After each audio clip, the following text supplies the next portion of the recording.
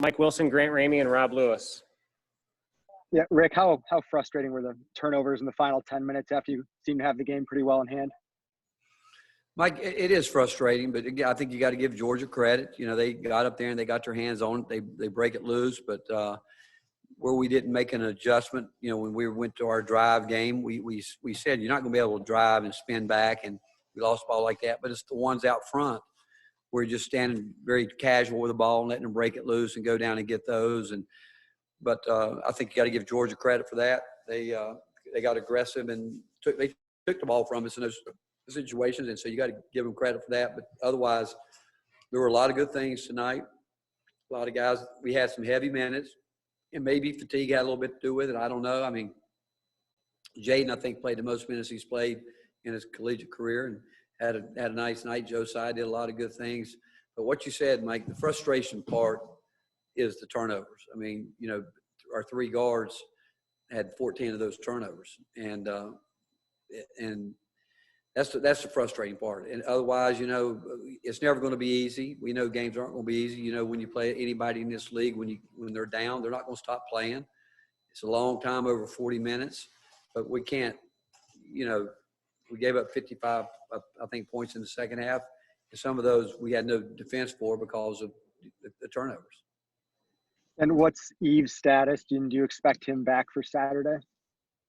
You know, I do. I do think he'll be back. You know, he worked really hard at trying to play tonight. You know, he's such a competitive player, and he has done everything he could. He obviously hasn't practiced since the Alabama game, but you know, he wanted to see all day for the last couple of days. He's been trying to just see if he could get enough confidence to play on it. Swelling's going down out of the knee, but you know, again tonight, I'd like to think if he was in the game that he'd give us a little bit of that rim protection that we needed tonight that we didn't have. But I think he's going to play. I haven't talked to Chad and him because he was trying to tonight. A couple more days off, maybe.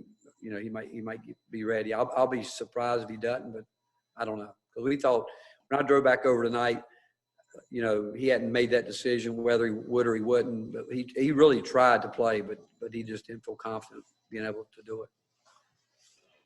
What is Jaden Springer doing well right now, or what do you like best about what he's done these last couple?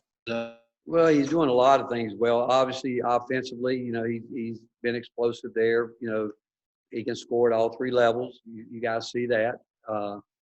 He's learning. He's still learning a lot. I think he's still learning a lot about his game, things that he can do that he maybe hasn't been asked to do, that, you know, we're expecting him to do a lot. Defensively, he's really good night in and night out. But he was tired, fatigue-wise. At one time, three guys wanted out of the game, and we only took one, and we went with the one that's been out there the longest.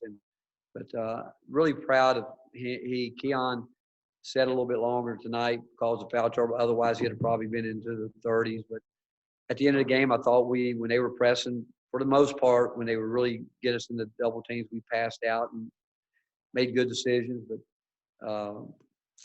Jaden will learn that now that you got a really big target on him, that when he starts to play one-on-one in isolation situations, he's going to have to move the ball quicker, and he's going to have to understand that spin won't be there. And because people are going to come and get that if he tries to do that. Coach, obviously Jaden is, you know, going to be the headline with 30 points, but how impressed were you with Josiah? Seemed like he was really hunting his offense more, and not just jumpers, putting it on the floor, getting into the lane and scoring that way. He did, and Rob, I thought what he did. I think Josiah is the calming force for these younger guys. That's where I think he's matured really well in terms of doing that. I mean, he's still trying to learn some things at the four, but he gives us a fourth really good ball handler out there, and again, you think about what he's his presence, and he's talking to the young guys a lot while the game's going on, trying to get them to understand, you know, what's happening, what we need to do, certain sets that we call where they're still not as comfortable as they should be by now, but. The fact is, I see Josiah starting to really put together a game where he's being effective in a lot of different ways to impact the game. Ryan Shumpert, Ben McKee, and Wes Rucker. gotten these last two games a good look at the four-guard lineup. Just what do you think the potential of that lineup is offensively after getting a long look at it? Well, you talk about when it all depends on matchup. I mean, tonight is a team that you maybe could do that with a little bit because they seem like they're playing guards, and even their post is a very quick player when they're doing it. So I think there's games when we can do it. That's what I think about this team. We've gone through a lot in terms of trying to keep massaging our lineup, and guys, as they continue to grow and develop, we get to do different things. And I do think there's time because Keon is a guy that really enjoys it. To be quite honest, he wanted to get down there and play a little bit around the basket, and which is the first step in being able to do that. Then can we guard? Can we guard with a small lineup when they start isolating in the post and things like that? Coach, on Monday, you talked about transition in this particular game going up against Georgia. How do you feel you all performed in transition tonight? Well, I mean, obviously the first half was a lot of good things, good decisions. I think that fast we play and we'll stay with it. People are going to try to slow you down, but it's making decisions at that speed. And we want to do that. We want to get out. We want to go. We want to get in the open court. Like I said, we've been talking about it for a long time, and right now they're looking to do it, and we want to continue to do it. But then when it's not clicking the way you want it to, that's where we've got to take care of the ball and whatever it is we want to get into. And we've got different ways we can get into different things, but we've just simply got to continue to be aggressive, got to take our shots, and I'd like to see us rebound a little bit more. I think he would have this kind of game where I think he could have done some damage on the boards. But the more space we can give those guys in before teams get collapsed, the better off we'll be. Before the defense gets back and really shrinks the floor. Rick, but you've been building rosters in this game for a long time and kind of putting teams together. How important are guys like Josiah to that process when you're trying to kind of recruit a guy and see where he fits in, and just to have a guy who can do that many different things? How valuable is that? It's valuable when you got a guy that and he is starting to really, his basketball IQ is getting to where you want it to be. He's starting to understand where he can be effective. His mid-range game, we want to see him finish more around the rim. He did tonight, but again, I think he can still get better there. I mean, there's nothing he won't continue to work at getting better at, but he's a guy that he likes passing the ball, which is this team likes passing the ball. When you really think about it, they like to move it, get it going, and but it's been fun watching Josiah, his hard work paying off for him, because he's a worker, and he knows that that there's a time that he's the one guy that's going to have the ability and the versatility and he does, to play all five positions on the court. Nicholas Hill, Gustavo, and Mike. Coach, John Fulkerson only took 3 shots tonight. I'm just curious, do you think that's more of a function of the 4-guard offense, or is there something else going on to where he's not taking as many shots? Obviously, I know Saturday he was in massive foul trouble, but tonight he was definitely on the floor for a lot longer. Are you concerned about the only 3 shot attempts? No, I'm not. We've got a package. If we need to play through him, we can, but we've done that for the latter, the most of the year.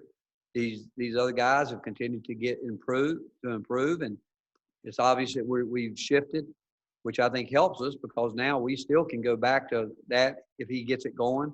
But within what we're doing now, he's got plenty of opportunities if he wants to get involved to still get shots. And because, like I said, we got a group of guys that want to move the ball and pass the ball, but he's got to get where he needs to get it done. And but we're not right now. We're playing at a tempo that we think should help him more than what we were doing. I think this tempo should allow him to get out in the open court, give him more space and move, but he's going to have to do his part to get involved with it.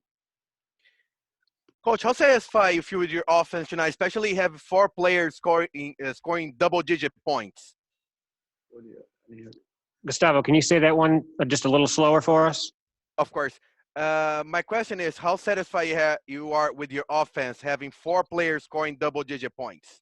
Well, we like it. We talked about Georgia coming into this game. When you got guys that are up there, it's hard to game plan because you think about it, there's a lot of guys that can put points up. And so, yeah, we like balance. We do like balance, but, we also like the fact that we feel like somebody's got it going on. We like to get them involved and play through them, but we do want that. I think it's really for a young team. You think about it tonight, we started the game with 2 freshmen and 2 sophomores without a guy that's played a lot of minutes for us. And I thought they did a lot of really good things. And all 4 of those guys, along with Fulke, that starting lineup at some point in their career, I think they've all had over 15-point nights, maybe 20-point nights. And but it's great when you can have great balance on the offensive end. Rick, I have 2 questions. One, how long is it sustainable for such a high percentage of scoring to come from guards? And then Keon Johnson had a pretty good dunk tonight. Where does that one stack up in dunks since you've been at Tennessee? Well, I've worked with him a lot on that dunk. I spent a lot of time showing him how to take off and how to wind up with it. Took me, the reason you haven't seen that up until this point, it's taken me that long to get back in shape to show him how to do it. So, he's a really good imitator of the way you like to do that little helicopter dunk, But the fact is, Keon's a very explosive player that has learned, and we've gotten on him for stopping himself too many times in transition where we want him to go attack the rim.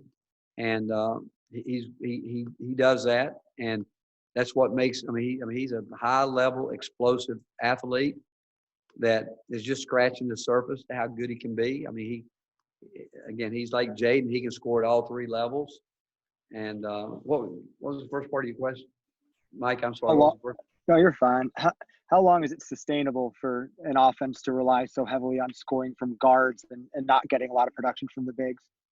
Well, you know what, Mike? It's funny. We talked about balance all year long. We have tried to get out and run like this, get the ball ahead, trying to get easy baskets, and the stops and starts. And I believe this. I think it's hurt a lot of teams around the country. I do. I think that it always has affected the younger guys when we've had to stop and start back at some really critical practice time, whether it was you go back.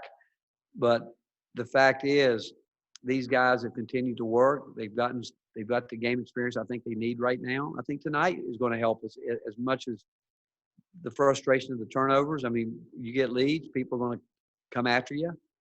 But what we have to do, like tonight, we actually in the second half missed some shots that were great looks, with some really good players. But some nights when it's not going in, that's when they got to be able to bleed into, okay, now we got to get something going to the rim, or maybe that's where your post game comes in, your mid-range game. And that's what I think we will continue to learn. But we've got to maintain like a very aggressive attitude. Like what we worked on 2 days ago was, if they want to go 2-3 zone, we're not going to let that slow us down. We're going to keep coming. And tonight, when I thought we were slow, like where we got deep into the shot clock a couple times, I really thought it was fatigue. I really did, where we got a little stagnant, and I could see it. And I actually thought a couple times of using a timeout, which I did, to try to get 2 of them back to back right there, because I could tell we were fatigued because of heavy minutes. But to maintain the pace that we're playing with right now, one, you're hoping the younger guys are understanding the shape that they got to be in, because they are getting finally in the kind of shape that we want them in. But it is a mentality. It's an attitude that, hey, we got to keep going. We got to keep going, taking our shots and offensive rebounds, and really try to get stops, because that's what fuels it. If we can get the stops we need and then not turn it over the way we did. Turnovers will really put us back on our heels a little bit tonight, but that's something we'll learn from. Finish up with Wes Rucker. Yeah, Rick, I'm not sure we're going to talk to you all again before Saturday. So what do you know about LSU? What have you seen at all from them this season? It seems like it's a team that can run and score. Well, I think right now they're the 8th rated offense in the country. They got guys that can score. They a very heavy isolation team. They're going to look at guys and see who they can take advantage of. You know, they've always had a little 2-2-1 press to try to slow you down there, so that's going to be a challenge. But we're going to have to, they're a very explosive offensive team. Thank you, Coach. Great, thank you guys.